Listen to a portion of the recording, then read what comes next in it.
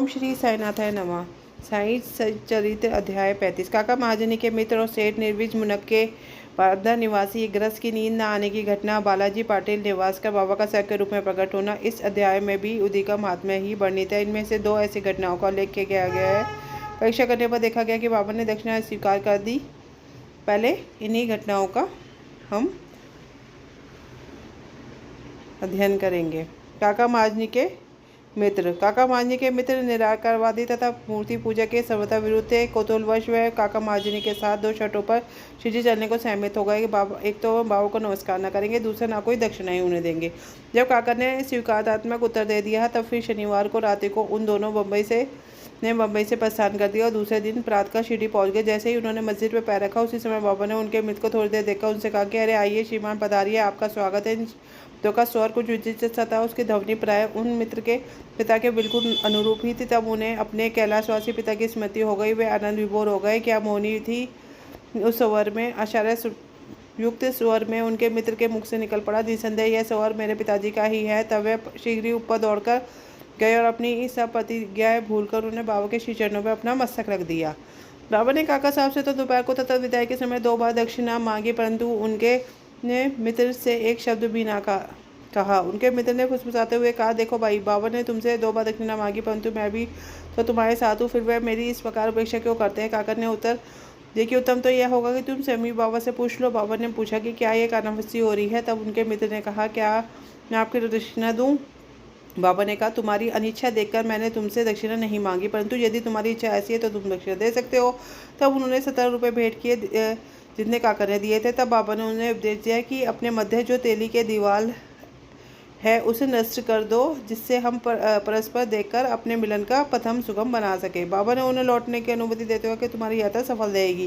यद्यपि आकाश में बादल छाए हुए थे और वायु वेग से चल रही थी, तो भी दोनों सकुशल बम्बई पहुंच गए। घर पहुंचकर जब उन्होंने द्वार तक खिड़कियों खोली तो वहाँ 2 मृत चमगादड़ पड़े देखे। एक तीसरा उनके सामने से ही फुरकर के खिड़की से उड़ गया। उन्हें विचार आया कि यदि मैंने खिड़की खुली छोड़ी होती तो इन जीवों के प्राण अवश्य बच गए होते, परंतु फिर उन्हें विचार आया है कि यह उनके भाग्यानुसार हुआ है और बाबा ने तीसरे की प्राण रक्षा के हेतु हमें शीघ्र यहाँ वापस भेज दिया। काका महाजनी के सेठ। मुंबई में ठक्कर धर्मसी जेठाबाई सॉलिसिटर की एक फर्म थी। काका इस फर्म के व्यवस्थापक के सेठ और व्यवस्थापक के संबंध परस्पर अच्छे थे। श्रीमान ठक्कर को ज्ञात था कि काका बहुत शिरडी जाया करते हैं और वह कुछ दिन ठहरकर बाबा की निवृत्ति से वापस लौटते हैं। कौतूहलवश बाबा की परीक्षा करने के विचार में उन्होंने होलिका उत्सव के अवसर पर काका के साथ शिरडी जाने का निश्चय किया। काका का शिरडी से लौटना सदैव निश्चित सा ही रहता था, इसलिए ने अपने साथ एक मित्र को लेकर वह तीनों रवाना हो गए। मार्ग में काका ने बाबा को अर्पित करने के लिए 2 सेर मुनक्कब मोल ले लिए। ठीक उसी समय पर शिरडी पहुंचकर उनके दर्शनार्थ मस्जिद में गए। बाबा साहब तखन भी वहीं पर थे। श्री ठक्कर ने उनसे आने का हेतु पूछा। तखन ने उत्तर दिया, मैं तो दर्शनों के लिए ही आया हूँ, मुझे चमत्कारों से कोई प्रयोजन नहीं, यहाँ तो भक्तों की हार्दिक इच्छाओं की पूर्ति होती है। काका ने बाबा को नमस्कार कर उन्हें मुनक्के अर्पित किए। तब बाबा ने उन्हें वितरित करने की आज्ञा दे दी। श्रीमान ठक्कर को भी कुछ मुनक्के मिले। एक तो उन्हें मुनक्के रुचि करना लगता था, दूसरे इस प्रकार अस्वच्छा खाने की डॉक्टर ने मनाही कर दी थी, इसलिए वह कुछ निश्चय न कर सके। अनिच्छा होते हुए भी उन्हें ग्रहण करना पड़ा और फिर दिखावे मात के लिए उन्होंने मुंह में डाल लिया और समझ में नहीं आ रहा था कि उनके बीजों का क्या करें। मस्जिद का फर्श तो थूका नहीं जा सकता था, इसलिए उन्होंने बीज अपनी इच्छा के विरुद्ध अपने खीसे में डाल दिए और सोचने लगे, जब बाबा संत है तो यह बात उन्हें कैसे विदित हो सकती है कि मुझे मुनक्कों से घृणा है, फिर क्या वह मुझे इसके लिए लाचार कर सकते हैं। जैसे ये विचार उनके मन में आया, बाबा ने उन्हें कुछ और मुनक्के दिए और पर उन्होंने खाया नहीं और अपने हाथ में ले लिया। तब बाबा ने उन्हें खा लेने को कहा। उन्होंने आज्ञा का पालन किया। चबाने पर देखा कि वह सब निर्बीज है। वह चमत्कार की इच्छा रखते थे, इसलिए उन्हें देखने को भी मिल गया। उनसे सोचा, बाबा समस्त विचारों को तुरंत जान लेते हैं और मेरी इच्छा अनुसार उन्हें बीज रहित बना दिया। क्या अद्भुत शक्ति है। फिर शंकर निवारण उन्होंने तलखन से जो समीप में बैठे हुए थे, उन्हें जिन्हें भी थोड़े मुनक्के मिले थे, पूछा कि किस किस के मुनक्के में तुम्हें मिले हैं। तो मिला अच्छे बीजों वाले। श्रीमान ठक्कर को तब और भी आश्चर्य हुआ। अतएव उन्होंने अपने अंकुरित विश्वास को दृढ़ करने के लिए मन में निश्चय किया, यदि बाबा वास्तव में संत है, सब सर्वप्रथम मुनक्के काका को ही दे जाने चाहिए। इस विचार को जानकर बाबा ने कहा कि अपूर्ण वितरण काका से ही आरंभ होना चाहिए। सब प्रमाण श्री ठक्कर के लिए पर्याप्त थे। फिर श्यामा ने बाबा से परिचय कराया। आप ही काका के सेठ है। बाबा कहने लग गए कि उनके सेठ कैसे हो सकते हैं, इनके सेठ तो बड़े विचित्र। काका ने उत्तर से सहमत हो गए। अपनी हट छोड़कर ठक्कर ने बाबा को प्रणाम किया और भाड़े को लौट आए।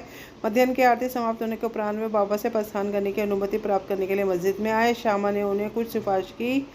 तब बाबा इस प्रकार बोले, एक सन की मस्तिष्क वाला सभ्य पुरुष जो स्वस्थ और धनी भी था, शारीरिक तथा मानसिक व्यथाओं से मुक्त होने पर भी वह बहुत ही अनावश्यक चिंताओं में डूबा रहता। व्यर्थ यहाँ वहाँ भटककर शांत बना रहता था। कभी वह स्थिर, कभी चिंतित रहता था। उसकी ऐसी स्थिति देखकर मुझे दया आ गई। मैंने उससे कहा, कृपया आप अपना विश्वास एक इच्छित स्थान पर स्थिर कर ले। इस प्रकार व्यर्थ भटकने से कोई लाभ नहीं होगा। शीघ्र ही एक निर्दिष्ट स्थान चुन लो। इन शब्दों से ठक्कर के अब समझ में तुरंत आ गया कि वह सर्वथा मेरी ही कहानी है। इनकी इच्छा थी कि काका भी हमारे साथ लौटे। बाबा ने उनको ऐसा विचार जानकर काका को सेठ के साथ ही लौटने की अनुमति दे दी। किसी को विश्वास न था कि काका इतने शीघ्र शिरडी से प्रस्थान कर सकेंगे। इस प्रकार ठक्कर को बाबा की विचार जानने की कला का एक और प्रमाण मिल गया। तब बाबा ने काका से 15 रुपये दक्षिणा मांगी और कहने लगे कि यदि मैं किसी को 1 रुपया दक्षिणा देता हूँ तो उसे 10 गुना लौटाया करता हूँ। मैं किसी की कोई वैसे मूल्य नहीं लेता, ना तो प्रत्येक से मांगता हूँ। जिनकी और फकीर इंगत करते हैं मैं उन्हीं से मांगता हूँ। जो अगर जन्म का ऋणी होता है उसकी ही दक्षिणा स्वीकार हो जाती है। दानी देता है और भविष्य में सुंदर उपज का बीजारोपण करता है। धन का उपयोग धनोपार्जन के निमित्त ही होना चाहिए। यदि धन व्यक्तिगत आवश्यकता को व्यय किया गया तो उसका दुरुपयोग है। यदि तुमने पूर्व जन्मों में दान नहीं किया तो इस जन्म में पाने की आशा कैसे कर सकते हो? इसलिए यदि प्राप्ति की आशा रखते हो तो अभी दान करो। दक्षिणा देने से वैराग्य की वृद्धि होती है और वैराग्य प्राप्ति से भक्ति और ज्ञान बढ़ जाते हैं। 1, 2, 10 गुना लो। इन शब्दों को सुनकर ठक्कर जी ने अपना संकल्प बोलकर बाबा को 15 रुपये भेंट किए। उन्होंने सोचा, अच्छा ही हुआ जो मैं शिरडी आ गया। यहाँ मेरे सारे संदेह नष्ट हो गए। मुझे अपना बहुत कुछ शिक्षा प्राप्त हो गई। ऐसे विषयों में बाबा की कुशलता बड़ी अद्वितीय थी। यद्यपि वे सब कुछ करते फिर भी इन सब में लिप्त रहते थे। नमस्कार करने या न करने वाले, दक्षिणा देने या न देने वाले, दोनों ही उनके लिए एक समान थे। उन्होंने कभी किसी का अनादर नहीं किया। यदि भक्त उनका पूजन करते तो उससे उन्हें कोई प्रसन्नता होती और यदि कोई उनकी अपेक्षा करता तो ना कोई उनको दुख होता था। वह सुख और दुख की भावना से परे हो चुके थे। अनिद्रा बांद्रा के एक महाशय कायस्थ प्रभु बहुत दिनों से निंदा न करने के कारण अस्वस्थ थे। जैसे ही वे सोने लगते उनके स्वकाशी पिता सोपन में आकर उन्हें बुरी तरह गालियाँ देने लगते थे। उनसे निद्रा भंग हो जाती थी। वह राति भर शांति महसूस करते थे। हर राति को ऐसा होता था जिससे वे किंतव्य में मूड हो गए। एक दिन बाबा के एक भक्त ने उन्हें इस विषय में परामर्श दिया। उन्होंने कहा कि मैं तो शंकर मोचन से और पीड़ा निवारणी उदी को ही इसकी रामवाण औषधि मानता हूँ, जो शीघ्र ही लाभदायक सिद्ध होगी। उन्होंने एक उदी की पुड़िया देकर कहा कि इसे शयन के पूर्व माथे पर लगाकर अपने सिरहाने रखो। फिर तो उन्हें निर्विध प्रकार निद्रा आने लगी। यह देखकर उसे महान आश्चर्य आनंद हुआ। यह क्रम चालू रखकर अब साईं बाबा का ध्यान करने लगे। बाजार में उनका एक चित्र लाकर उन्होंने अपने सिरहाने पास लगाकर उनका नित्य पूजन करना आरंभ कर दिया। प्रत्येक गुरुवार को वे हार और निवेद अर्पण करने लगे। वे अब पूर्ण स्वस्थ होकर पहले के सारे कष्टों को भूल गए। बालाजी पाटिल निवासकर ये बाबा के परम भक्त थे। वे उनकी निष्काम सेवा किया करते थे। दिन में जिन रास्तों में बाबा निकलते प्रातःकाल उठकर झाड़ू लगाया करते थे। इसके पश्चात यह कार्य बाबा की एक परम भक्त महिला राधा कृष्ण माई ने किया। फिर अब्दुल ने एक बालाजी जब अपनी फसल काट कर आते तो सब अनाज उन्हें भेंट किया करते थे। उसमें से जो कुछ बाबा लौटा देते उसी से मैं अपने कुटुंब का भरण पोषण किया करते थे। यह क्रम अनेक वर्षों तक चलता रहा। उनकी मृत्यु के पश्चात भी उनके पुत्र ने उन्हें जारी रखा। बुद्धि की शक्ति और महत्व। एक बार बालाजी के दिवस की वार्षिकी के अवसर पर कुछ व्यक्ति आमंत्रित किए गए। जितने लोगों के लिए भोजन तैयार किया गया उससे कई तिगुने लोग भोजन के लिए एकत्रित हो गए।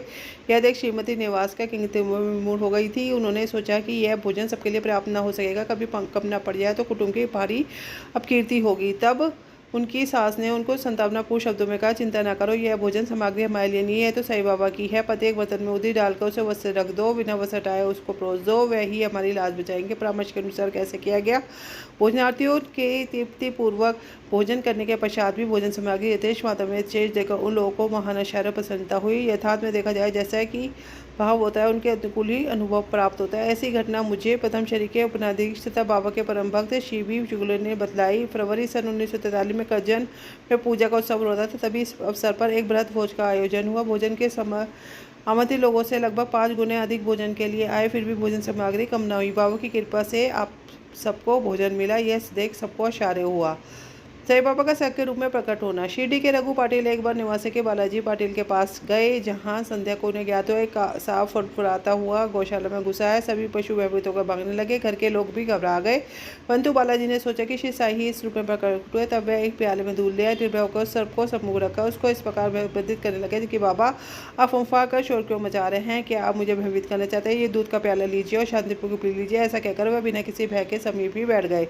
अन्य कुटुंबी जन जो बहुत घबरा गए थे, उनकी समझ में न आ रहा था कि अब क्या करे। थोड़ी देर में सब अदृश्य हो गया। किसी को भी पता न चला कि वह कहाँ चला गया। गौशाला में सर्वत्र देखने पर वहाँ उसका कोई चिन्ह न दिखाई दिया। एक ऐसी घटना साधु सुधा में प्रकाशित है। बाबा कोयम्बटूर की संध्या को 3:30 बजे सब के रूप में प्रकट हुए, जहाँ उस सब ने भजन सुनकर दूध और फूल स्वीकार किए तथा हजारों लोगों की भीड़ में दर्शन देकर अपनी फोटो भी उतारने दिया। फोटो उतारते समय बाबा का चित्र भी उसके समीप रखकर दोनों की ही फोटो उतारी गई। चित्र और अन्य के लिए पाठकों से प्रार्थना है कि वे उपयुक्त पत्रिका का अवश्य अवलोकन करें। इसी के साथ साहित्य सच्चरित्र का 35वां अध्याय पूर्ण होता है। श्री सद्गुरु साईं दत्त शुभम।